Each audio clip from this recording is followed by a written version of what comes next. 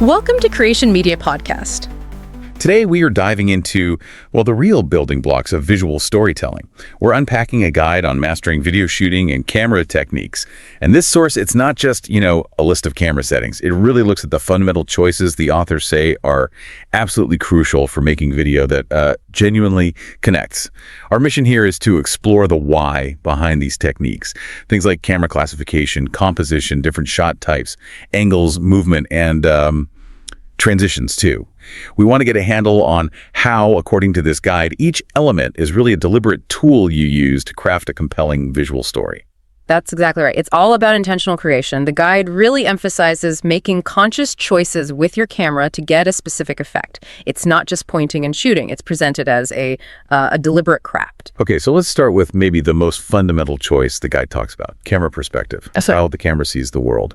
The source breaks this down into two main ways. First up, you've got the subjective shot, often called a POV shot. Right? Sure, POV. Yeah, point of view. Exactly. The source describes it as shooting from a first-person view, usually handheld, maybe just using your phone. And the goal here, they say, is total immersion, making you, the viewer, feel like you are right there.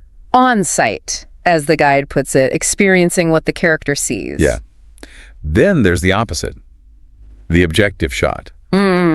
This is when the camera's fixed, maybe on a tripod, or it's operated by someone separate from the action. Right, providing more of an impartial external view. It shows you what the subject is doing, but from the outside looking in. And the guide really stresses that understanding this difference is, critical. It's the very first decision that shapes how the viewer relates to the scene. Do you want them feeling like they're in it? Right. Or observing it? That choice, it sets the whole tone for the narrative. Okay, makes sense. So once you've picked your basic perspective, the next layer, according to the guide, is composition. How you arrange everything inside the frame, guiding the viewer's eye, basically. Making it visually appealing, yeah. The guide highlights the rule of thirds first, which is, pretty standard advice. A classic for a reason. Yeah. Avoid the dead center. Place important stuff along those invisible lines, dividing the frame into thirds, horizontally and vertically. Or at the points where they cross the intersections. And the source gives some interesting examples of the effect. Like putting eyes on the upper horizontal third, it suggests waiting or observing. Gives the viewer somewhere to focus, creates a bit of anticipation maybe. Yeah. Or feet on the lower third for a close-up. Placing a body along a vertical third in a medium shot, or a head near an intersection in a full shot. They say it just feels more balanced, more dynamic. More visually interesting than just plonking everything in the middle. The guide also says central composition has its place. Definitely. It's not a hard and fast rule you can never break. Right. The source says it's effective for shooting objects or specific actions, where you really need to show the details, the nuances of movement. Putting it smack bang in the center leaves no doubt about what you're supposed to be looking at, forces the focus. And they briefly mention parallel composition too, keeping things like feet and head in equal distance from the lens. Yeah, seems like that's about creating a very deliberate sense of balance and symmetry, maybe a bit more formal feeling. What's great is how the guide connects these not just to looking good, but to directing attention. Exactly. It's not just aesthetics, it's about purpose. Rule of thirds for dynamism, central composition for clarity. You're telling the viewer what matters. Okay. So we've got perspective, we've got framing. What about what we show inside that frame? The guide talks about shot types or scene categories. Right, controlling the focus and the level of detail. It starts wide, logically.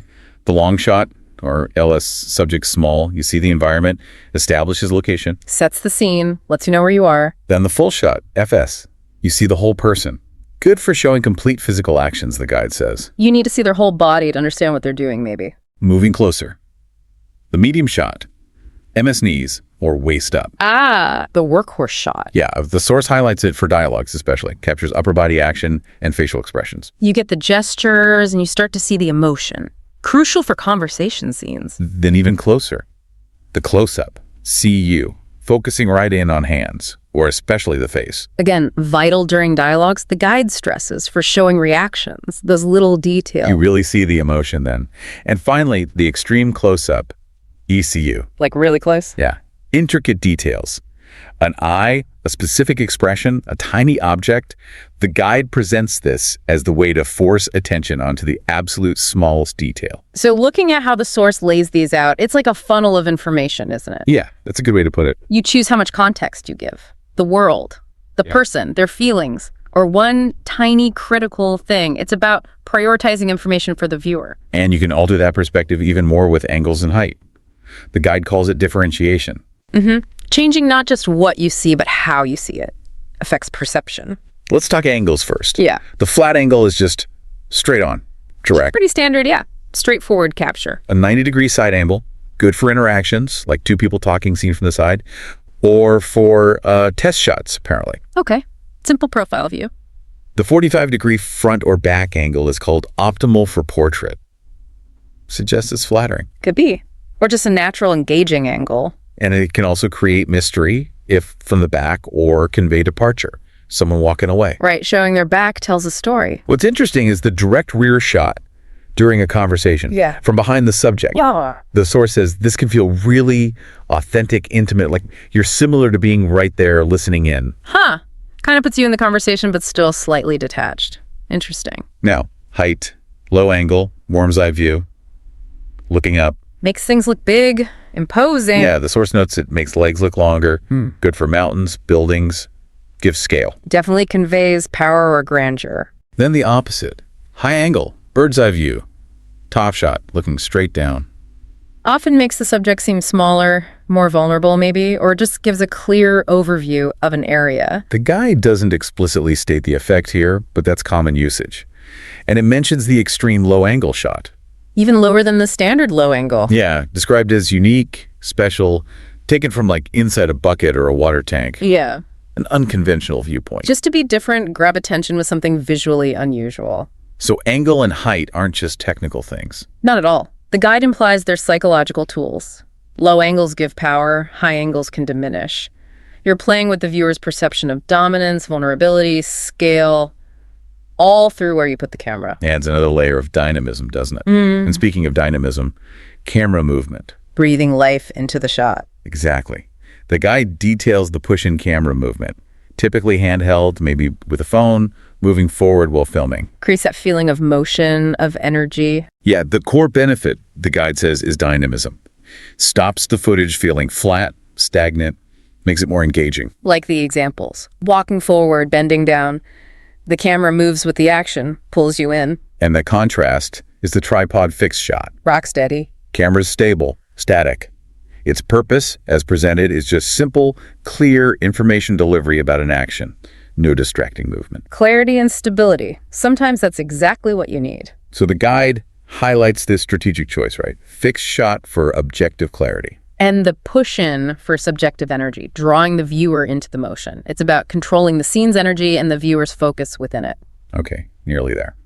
Last piece the guide touches on is shot transitions. How you get from one shot to the next smoothly. Right, avoiding those jarring cuts. They give a couple of examples. One is the jump cut. Which sounds like it would be jarring, but they mean it differently here. Yeah, it's about skipping shot types, like going straight from a long shot to a close-up, maybe bypassing the medium shot. Ah, I see. Cutting out the middle steps.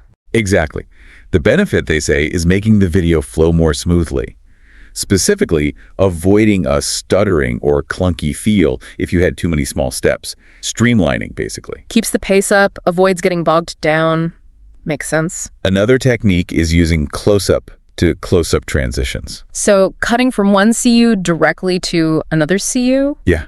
The guide suggests this is helpful when you're maybe unsure how else to transition cleanly or just to avoid choppiness. Keeps the focus tight on emotion or detail, maybe of different subjects reacting, while still moving the narrative along smoothly. Seems useful. What's key here is the guide's focus on the viewer's experience again. Transitions aren't just technical. They manage the rhythm, the flow, the continuity, jump cuts for pace, CU to CU for smooth focus shifts.